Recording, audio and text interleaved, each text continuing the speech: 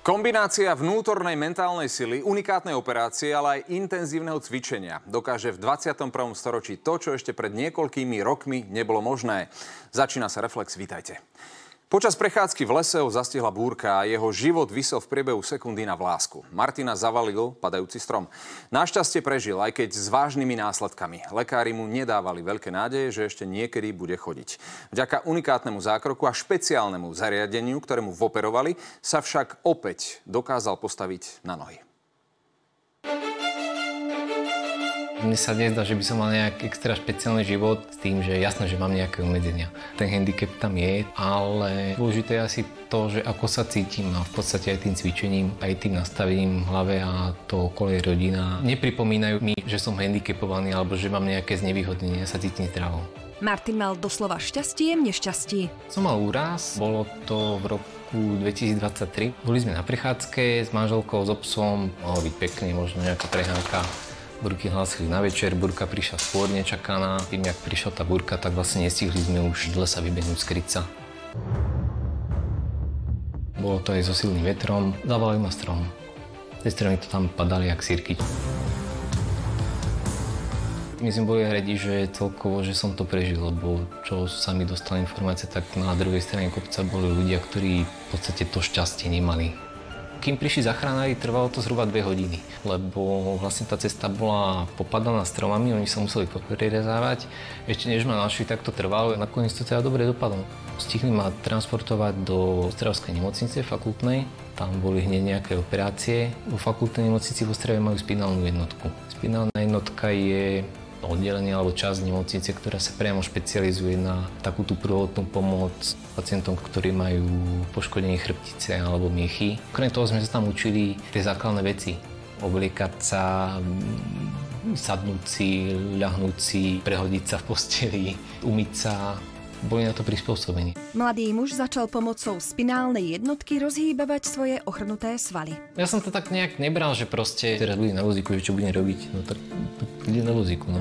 Však aj tak sa dá žiť, že je veľa ľudí, ktorí proste tak sú, cestujú, žijú, normálne pracujú, chodia s obsom vonku. Minulý rok dostal ponuku na unikátnu operáciu, ktorú mu do tela zaviedli neurostimulátor. Jedna z tých podmienok na to, aby tej operácii vlastne vôbec mohol dojsť, bola zachovaná nejaká hybnosť. To tam proste muselo byť v určitých svaloch. Nemuseli to byť všetky, ale v niektorých, alebo aspoň takých tých, ktoré sú potrebné pre pohyb. Som pozitívne naladený človek. Asi aj to bol jeden z tých aspektov, vďaka ktorému som bol k tejto implementácii vybratý. V podstate tá hlava to je polovica úspechu. Pri chrbtici, v mieste, kde tá miecha ešte nie je porušená, mám elektródu. K tej elektróde je napojený neurostimulátor. Ten mám v podstate tu na boku. Ten neurostimulátor mi pomáha vlastne v tom, že jednak mi tlmi bolesti. V podstate po pár mesiacoch od jeho používania mi bolesti takmer až úplne zmizli. Potom mi pomáha v tom, že správne a dobre nastimuluje jednotlivé teda svalové segmenty. Toto je ovládač k neurostimulátoru. Mám tu predvolené jednotlivé programy. Tu ideme cvičiť napríklad extenziu pravého kolena, tak si zvolím ten program a mňa to vlastne nastimuluje. Chcem teraz od teba, aby si len peta ostane na podložke a čisto sa sústredíš iba na koleno. Pritiahneš čo najviac k zadku. Poď. Ťaháš.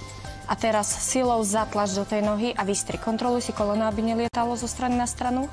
Vynikajúce. A znova. Poď. Každá stimulácia pred tým, ako sa jej cvičí, alebo počas toho cvičenia má v konečnom dôsledku vplyv na celkové to zosilnenie, celkový ten nárast tej svalovej hmoty.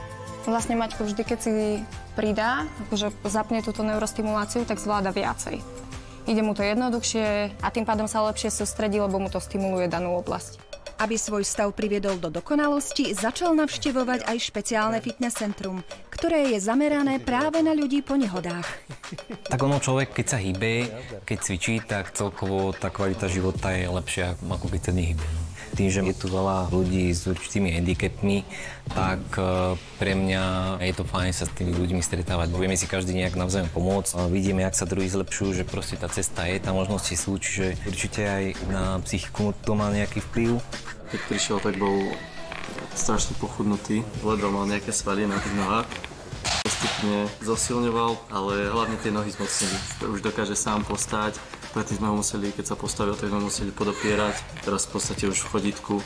Stimulácia nám pomôže hlavne zlepšenie svalovej sily a výdrží, aby Mateo vlastne vydržal. Tá výdrž v podstate tej chôdze je, dá sa povedať, že taký jeden z tých najväčších zmien asi používania tohto neurostimulátora, že pred tým zavedením ja som sa dokázal nejako postaviť, ale prešiel som, ja neviem, 15 metrov zhruba a to už bolo aj také, že s vypätím síl.